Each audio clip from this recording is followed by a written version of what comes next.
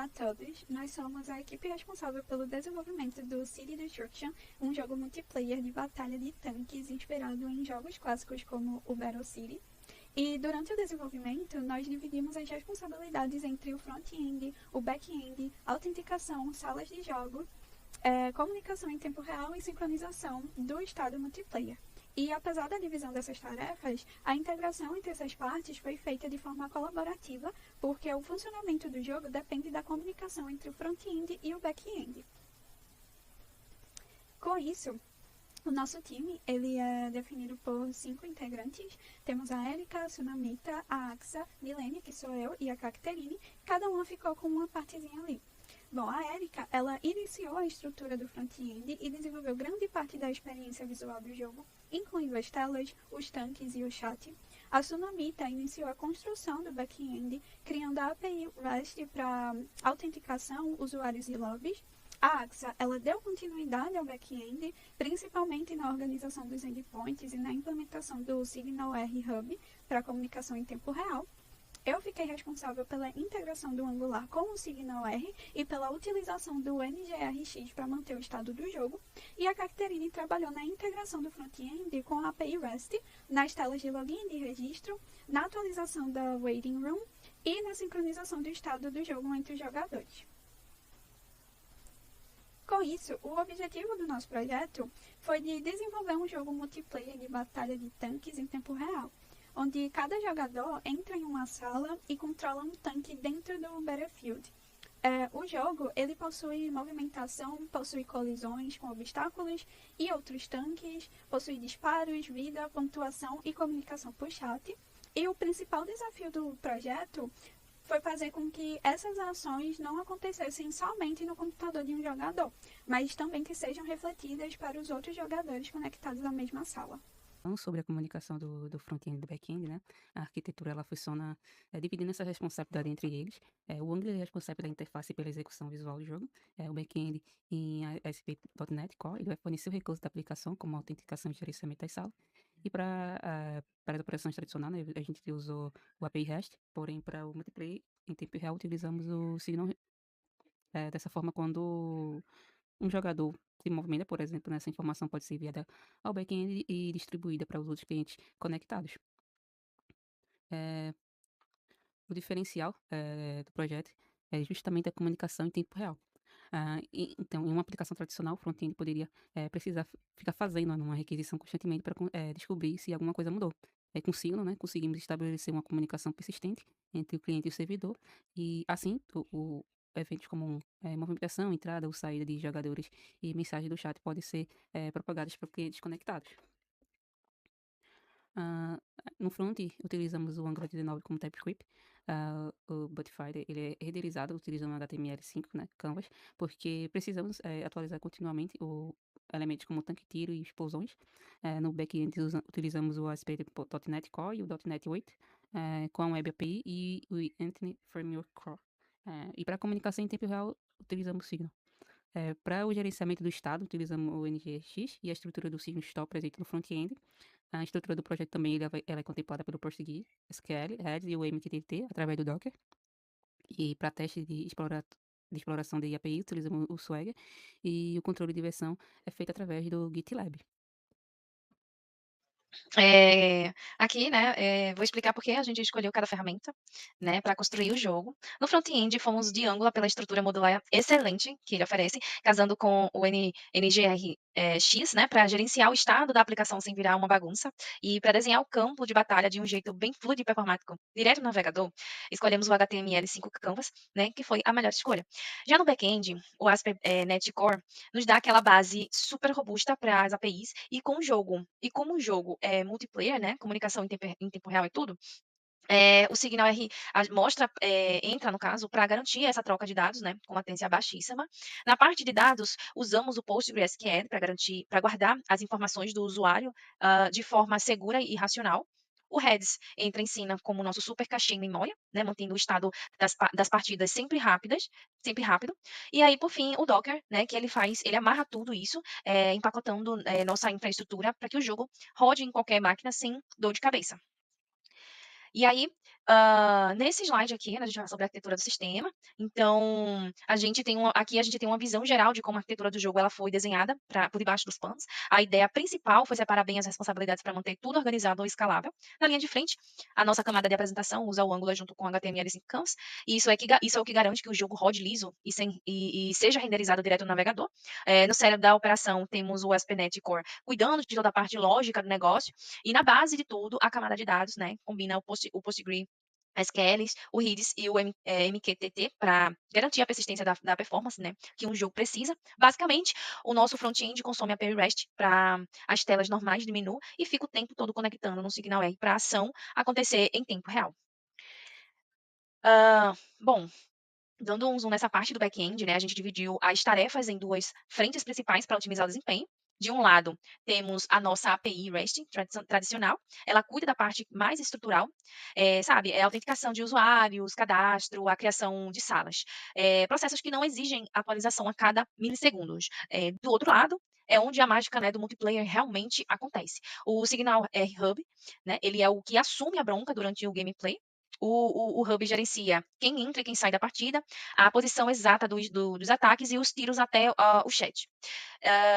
Tudo isso rolando de forma simultânea no caso, e com uma latência super baixa, para ninguém passar raiva, né, com lag durante as batalhas. No front-end já temos uma parte significativa da experiência do jogo implementada. O Battlefield é renderizado no Canvas e já temos a estrutura para desenhar os tanques, obstáculos, tiros e explosões. Também temos movimentação, colisão, vida, munição e pontuação. Além disso, foram implementadas as telas de login, registro, rate rooms, juntamente com o chat. A parte que estamos consolidando agora é justamente fazer com que o estado visual do jogo seja sincronizado corretamente entre os jogadores. Um dos pontos principais da nossa implementação atual é a sincronização do estado. Quando o evento chega no Signal R, ele passa pelo Game Service. O Game Service interpreta o evento e atualiza o estado do jogo. Esse estado é utilizado pelo Canvas para desenhar a situação atual do Battlefield. Por exemplo, quando recebemos uma atualização de posição do jogador, a posição desse jogador é utilizada no estado e o Canvas utiliza essa nova posição para renderizar o tanque. Bem, o projeto foi desenvolvido de forma incremental. A Erika começou pelo front-end, criou a base visual do jogo, a Tsunami iniciou a API back-end, eu, Axa, continuei com o desenvolvimento do back-end e adicionei a comunicação através do Signal R. A Milene conectou o front-end ao Signal R e trabalhou com o gerenciamento de estado. A Caterine atuou principalmente na integração das telas com o back-end, autenticação, rate 1 e sincronização do estado do multiplayer. Além das responsabilidades individuais, todas nós contribuímos pela integração e teste do projeto. Olá, meu nome é Caterine e agora eu irei fazer a demonstração do estado atual do nosso projeto. Primeiramente, temos o nosso shape, tem todos os endpoints aqui, então é possível testá-los através do shape. E ele já está integrado com o front, então eu irei passar os testes agora através do front. Primeiramente, irei criar uma conta, então colocarei aqui teste 6, colocarei um e-mail inválido, e que ele já me está indicando que preciso colocar um e-mail válido, então ele já faz esse tipo de validação. E a mesma coisa acontece com a senha. Se eu colocar uma senha que não tem a quantidade mínima de caracteres, ele já me informa. Pronto, temos a quantidade mínima e agora eu vou logar com essa conta que eu acabei de criar. 6 e assim. Pronto, já loguei com essa conta nova. E aqui podemos ver todas as salas que existem no jogo atualmente. Todas as salas que já foram criadas. Algumas delas não atingiam ainda a quantidade máxima de jogadores, então eu posso entrar, e outras delas já possuem a quantidade máxima de jogadores, então eu não posso entrar. Ele já bloqueia o botão de entrada. E também é possível criar uma sala, colocar o nome e a quantidade máxima e tudo mais. Agora, para fazer o texto, eu vou logar numa sala que já existe. Por exemplo, essa aqui, teste 19. Vou logar nessa sala. Eu já loguei nessa sala, estou aqui. E agora falta outro jogador entrar. E para isso, eu vou entrar através do Opera, numa conta que eu já tenho criada aqui. loguei e irei para a mesma sala daquele jogador, porque era a sala 19. Pronto, loguei na sala 19 e através da segunda tela, que no caso é desse segundo jogador que entrou, pode perceber que não está aparecendo o primeiro jogador. Eu posso quebrar paredes e tudo mais, mas o primeiro jogador não aparece. No entanto, na primeira sala, no caso desse primeiro jogador, que foi o primeiro que entrou, ele consegue sim ver aquele segundo jogador. Então, essa atualização para fazer com que na segunda sala, no caso do jogador Crack 4, apareça aqueles jogadores que já logaram antes. Porque só está aparecendo os jogadores que estão logando depois e estão aparecendo para essa primeira pessoa. Nesse caso foi o teste 6. Mas o teste 6 consegue ver onde que o primeiro jogador foi, ele consegue ver as paredes que ele já quebrou. E essa atualização aqui de paredes que eu estou quebrando aparece para esse jogador da segunda tela. Só não estou aparecendo de fato o tanque, mas o jogo está acontecendo. Então, essa alteração ainda vai ser feita.